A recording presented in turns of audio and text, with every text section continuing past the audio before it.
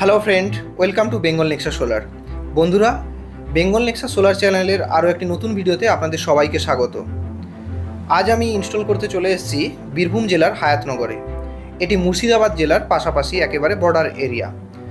এখানে আমরা ইনস্টল করব Celtronic galaxy 7G pro 5 kilowatt on grid hybrid 48 volt lithium supported solar inverter. আজকের ভিডিওটি কিন্তু খুবই ইম্পর্টেন্ট হতে চলেছে, খুবই ইম্পর্ট্যান্ট। তার কারণ এই ভিডিও অর্থাৎ আপনারা কিন্তু 7G 5 কিলোওয়াট গ্যালাক্সি সিরিজের সোলার সিস্টেমের যে ইনস্টলেশন তা আমাদের চ্যানেলে আগেই দেখেছেন, কিন্তু ওই ভিডিওতে আমরা কিন্তু আপনাদেরকে শুধুমাত্র ইনস্টলেশনটি দেখিয়েছি এবং কিছু টেকনিক্যাল ডিটেলস আপনাদেরকে বলেছিলাম।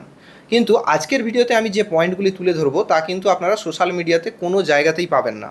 তার কারণ এখানে আমি আপনাদেরকে যে পয়েন্টগুলি বলবো সেই পয়েন্টগুলির বেসিসেই আপনারা কিন্তু বুঝতে পারবেন যে এত কস্টলি, ভারতবর্ষের সবথেকে কস্টলি এবং সবথেকে অ্যাডভান্স টেকনোলজির ইনভার্টার, যেখানে নর্মালি ইন্ডিয়াতে আপনারা কিন্তু 45-50 হাজার টাকা থেকে শুরু করে 60-65 হাজার টাকার মধ্যে 5 kVA ট্রান্সফরমার যুক্ত হাইব্রিড অনগ্রিড হাইব্রিড ইনভার্টার কিন্তু পেয়ে যাবেন।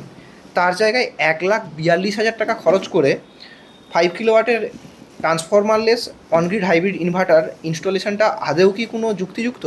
বা এটি ইনস্টল করলে আপনাদের কি প্রফিট হবে বা কি ফায়দা হবে, কেন আপনারা ইনস্টল করবেন, বা অন্য কোম্পানির সোলার ইনভার্টারের সাথে এই ইনভার্টারের সোলার ইনভার্টারের কী ডিফারেন্স রয়েছে, সেই সমস্ত কিছু কিন্তু আজকের এই ভিডিওতে আমি আপনাদেরকে বলবো। তাই ভিডিওটি কেউ স্কিপ করবেন না, প্রথম থেকে শেষ পর্যন্ত আমাদের সঙ্গে থাকুন।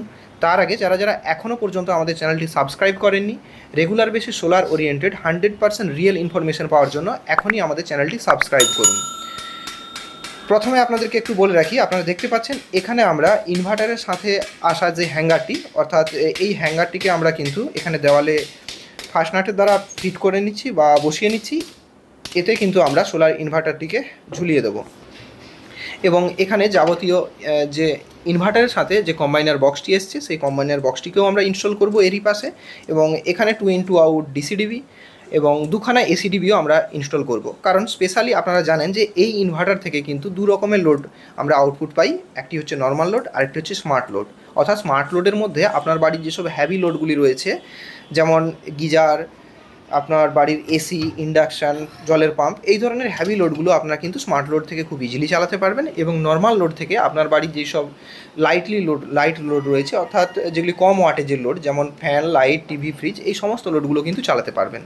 তো দুটো লোডের মধ্যে কী ডিফারেন্স রয়েছে তাও আপনারা হয়তো অনেকেই জানেন, যে স্মার্ট লোডের মধ্যে আপনারা কিন্তু ইনভার্টারের মধ্যে সেট করতে পারবেন যে আমার ব্যাটারিটি যখন 50% হয়ে যাবে, বা আপনার যে ব্যাটারি থাকবে সেই ব্যাটারির যখন চার্জ 50% শেষ হয়ে যাবে, তারপর আপনার ইনভার্টার থেকে স্মার্ট লোডে আপনারা কোনো কিছু লোড চালাতে পারবেন না। অর্থাৎ ব্যাটারিটিকে স্পেশালি ব্যাকআপ মুডে রাখার জন্য বাড়ির যে আপনার নর্মাল যেসব লোড রয়েছে, ফ্যান, লাইট, টিভি, ফ্যান, এইগুলিকে চালানোর জন্য কিন্তু এখানে দুটি লোডকে আলাদাভাবে সেপারেটলি কোম্পানি ভাগ করে দিয়েছে। এবং এটি একটি কিন্তু এই ইনভার্টারের বড় ডিফারেন্স অন্য কোম্পানির যেসব ইনভার্টারগুলি রয়েছে তার থেকে।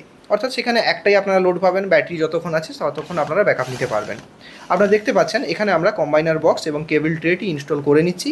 প্রপারভাবে এই কেবল ট্রের মধ্য দিয়ে আমরা ইনভার্টারের সমস্ত ওয়্যারিংগুলি করে নেব। আপনারা সাধারণত ইউটিউবে যেসব ভিডিওগুলি আপনারা সোলার সিস্টেমে দেখে থাকেন, সেখানে নর্মালি সোলার সিস্টেম ইনস্টল করা হয় এবং সেখানে কেবলগুলিকে ঠিকঠাকভাবে কিন্তু সযত্নে ইনস্টল করা হয় না। তাতে দেখতেও খারাপ লাগে এবং অনেক সময় তাতে কিন্তু নানা রকম জ্বলে যাওয়ার বা ওভারহিটিংয়ের প্রবলেমগুলি থেকে থাকে। তাই প্রপারভাবে কেবল ট্রের মধ্য দিয়ে সোলার সিস্টেম ইনস্টল করাটা কিন্তু এক প্রকারের স্মার্ট ওয়ার্ক বা প্রপারই টেকনিক্যাল গাইডলাইন মেনে ওয়ার্ক করা বলে আপনারা মনে করতে পারেন। আপনারা জানেন যে আমরা কিন্তু যেসব সোলার সিস্টেম ইনস্টল করি, আমরা সমস্ত সোলার সিস্টেমেই কিন্তু সোলার টেকনিশিয়ান, সোলার ইঞ্জিনিয়ার এবং সোলার এক্সপার্টদের দ্বারাই মানে ইনস্টল করে থাকি। অর্থাৎ অন্যদের থেকে আমাদের ইনস্টলেশন তো অনেকখানি ডিফারেন্স হবে, তা কিন্তু স্বাভাবিক ব্যাপার। বন্ধুরা, এখন আমি আপনাদেরকে মেনলি যেটি আপনাদেরকে বলবো, প্রথমেই বললাম যে বেশ কয়েকটি পয়েন্ট আমি আপনাদেরকে বলবো কেন আপনারা অন্য কোম্পানির জায়গায় সেলট্রনিক গ্যালাক্সি 7G প্রো এই মডেলটি এত টাকা দিয়ে ইনস্টল করবেন, বা এত মানুষ কেন ইনস্টল করছে, কী সুবিধা রয়েছে।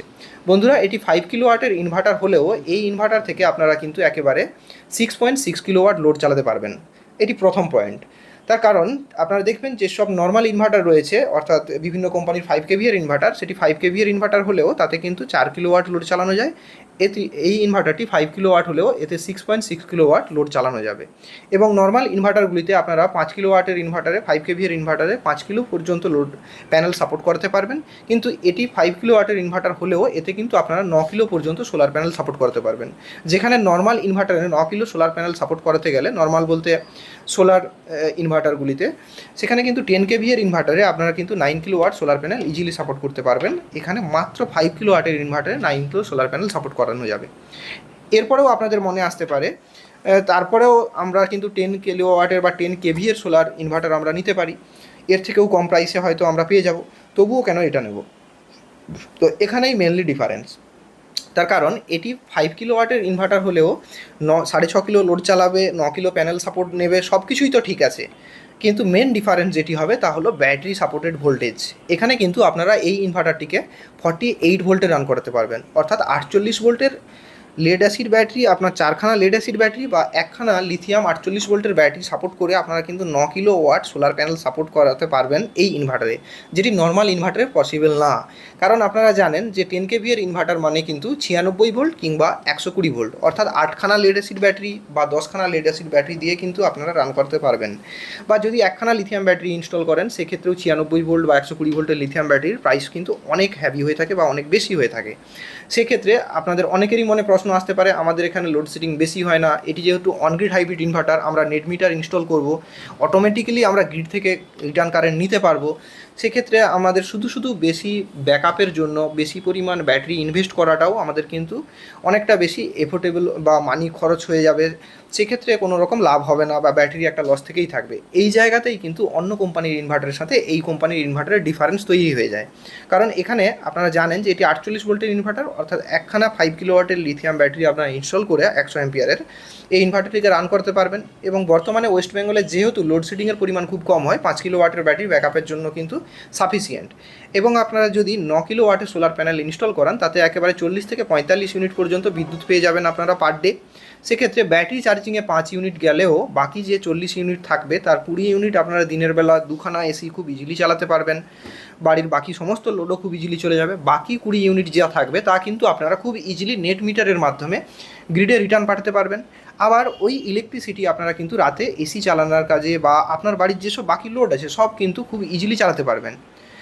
তার সঙ্গে সঙ্গে আপনারা কিন্তু যদি বর্তমানে জানেন যে ইলেকট্রিক স্কুটি বা ই ভেহিকেলের যুগ চলে এসছে, আপনারা যদি পেট্রোল বাঁচাতে যান, সেই ক্ষেত্রে আপনার যদি বাড়িতে ইলেকট্রিক স্কুটি থেকে থাকে বা ইলেকট্রিক বাইক থেকে থাকে, তাও কিন্তু আপনারা খুব ইজিলি আপনারা এই সোলার সিস্টেম থেকেই রাত্রিবেলায় আপনারা কিন্তু ব্যাটারি চার্জ করতে পারবেন। যেখানে নর্মাল যেসব ইনভার্টারগুলি হয়ে থাকে বা সোলার সেট আপগুলি হয়ে থাকে, সেখানে কিন্তু আপনার ব্যাটারি থেকেই ব্যাকআপ নিতে হবে। এখানে কিন্তু যেহেতু আপনারা নেট মিটারে রিটার্ন পাঠিয়ে দিয়েছেন, আবার সেই ইলেকট্রিসিটি আপনার স্কুটি চার্জ করছেন, তার জন্যও কিন্তু কোনো পে করতে হবে না। অর্থাৎ এক প্রকারে আপনার 2500, 3000 বা যেমন আপনার পেট্রোলের খরচ হয়, সেই পেট্রোলের খরচটাকেও কিন্তু আপনারা কিন্তু সাশ্রয় করতে পারবেন। তো এই ছিল অন্য কোম্পানির ইনভার্টারের সাথে এই ইনভার্টারের টেকনিক্যাল ডিফারেন্স। এবং ভিডিওটি আপনাদের কেমন লাগলো আমাকে অবশ্যই কমেন্ট করে জানাবেন।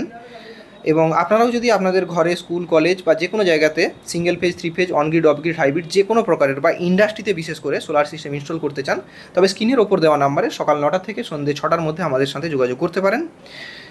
ভালো থাকবেন। তার আগে যারা এখনও পর্যন্ত আমাদের চ্যানেলটি সাবস্ক্রাইব করেননি, অবশ্যই এখনই চ্যানেলটি সাবস্ক্রাইব করুন। এবং আরও যদি কোনো প্রশ্ন থেকে থাকে জানতে চান, অবশ্যই কল করে নিতে পারেন আমাদেরকে, বা আমাদের কমেন্ট বক্সে কমেন্ট করে জানাতে পারেন। ইনস্টলটি কেমন লাগলো আমাদেরকে অবশ্যই জানাবেন। আমরা অল ওভার ওয়েস্ট বেঙ্গল সহ উড়িষ্যা এবং ঝাড়খণ্ডেও কিন্তু সোলার সিস্টেম ইনস্টল করে থাকি। ভালো থাকবেন। জয় হিন্দ, জয় ভারত। দেখা হবে পরবর্তী